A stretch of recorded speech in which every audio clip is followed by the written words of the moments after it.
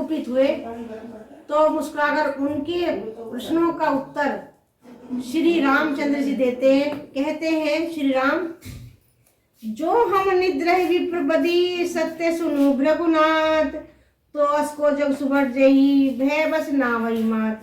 हे भृगुनाथ, यदि हम सचमुच ब्राह्मण कहकर निरादर करते हैं तो यह सत्य सुनिए, फिर संसार में ऐसा कौन योद्धा है जिसे हम डर के मारे मस्तक नवाएं। कहते हैं हम ब्राह्मण है इसलिए आपके सामने मस्तक नवा रहे, लेकिन ऐसा कोई योद्धा नहीं है जिसके सामने हम अपना शीश झुकाएं। देव धनुष भूपति भट नाना, समबल अधिक हो बलवाना, जोरन हमी पचारे को, लड़ी सुखेन कालो किन हो।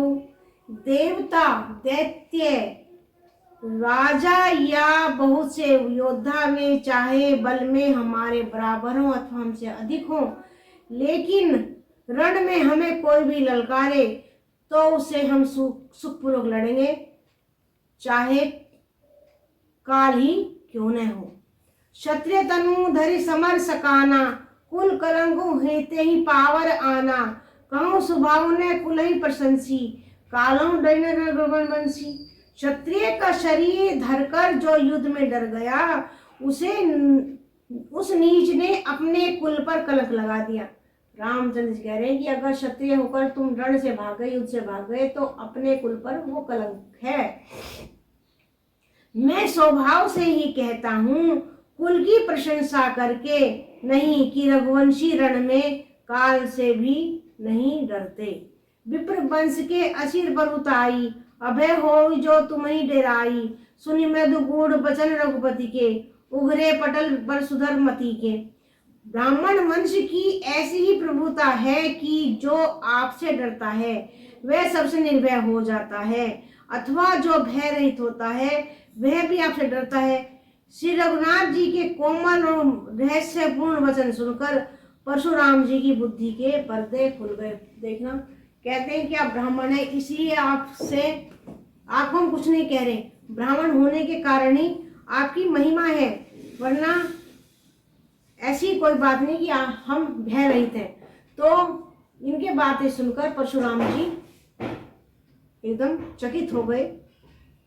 राम रमापति कर धनु लेहु, खेचो मिटे मोर संदेहु, देत चाप आपन चली गऊ, परशुराम बन विस्मय भयउ। परशुराम जी ने कहा, हे राम, हे लक्ष्मीपति, धनुष को हाथ में अथवा लक्ष्मीपति विष्णु का धनुष लीजिए और इसे खींचिए जिससे मेरा संदेह मिट जाए। परशुराम जी धनुष देने लगे, तब वह आप ही चला गया। तब परशुराम जी के मन में बड़ा आश्चर्य हुआ।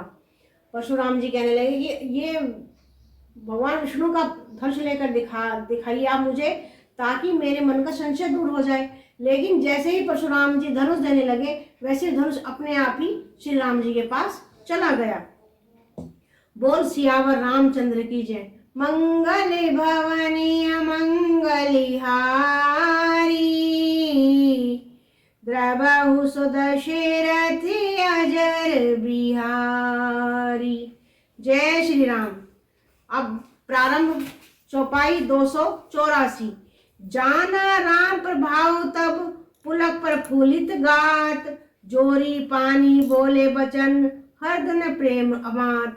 तब उन्होंने श्री राम जी का प्रभाव जाना, जिसके कारण उनका शरीर पुलकित और प्रफुल्लित हो गया। वे हाथ जोड़कर वचन बोले, प्रेम उनके हृदय में समाता ना था। यानी वे इतने प्रसन्न हुए फिर भगवान राम को देखकर, जब धनुष खुद उनके पास चला गया श्री राम जी के, तो परशुराम इतने प्रसन्न हुए कि उनके हृदय में प्रसन्नता समा ही नहीं रही थी उन्हें देखकर। जय रघुवंश बनज बन भानु, गहन धनुष कुल दहन कृसानु, जय सुर विप्र धेनु हितकारी, जय मद मोह को ब्रह्महारी। हे रघुकुल रूपी कमल वन के सूर्य, हे राक्षसों के कुल रूपी घने जंगल को जलाने वाले अग्नि, आपकी जय हो। हे देवता ब्राह्मण और गाय का हित करने वाले, आपकी जय हो। हे मद मोह क्रोध और भ्रम के हरने वाले, आपकी जय हो। तब तो परशुराम जी श्री राम जी की जय जयकार करने लगे। विनय शील करुणा गुण सागर, जयति वचन रचना अति नागर, सेवक सुगंध सुभग सब अंगा, जय शरीर छवि कोटि अनंगा। हे विनयशील कृपा आदि गुणों के समुद्र और वचनों की रचना में अत्यंत चतुर आपकी जय हो। हे सेवकों को सुख देने वाले, सब अंगों से सुंदर और शरीर में करोड़ों कामदेव की छवि भरने वाले, आपकी जय हो। करो कहा मुख एक प्रशंसा, जय महेश मन मानस हंसा। अनुचित बहुत कहूँ अज्ञाता, क्षमो क्षमा मंदिर दो भ्राता। मैं एक मुख से आपकी क्या प्रशंसा करूं। मैं महादेव जी के मन रूपी मान सरोवर के हंस, आपकी जय हो। मैंने अनजान में आपको बहुत से अनुचित वचन कहे। हे क्षमा के मंदिर दोनों भाई, आप मुझे क्षमा कीजिए। कही जय जय जय रघुकुल केतु, रघुपति गए बनहि तप हेतु। अब ब्रह्म कुटिल मणि डेराने, जय जय कायर गमी पराने।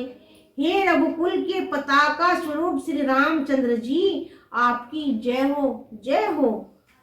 ऐसा कहकर परशुराम जी तप के लिए वन को चले गए।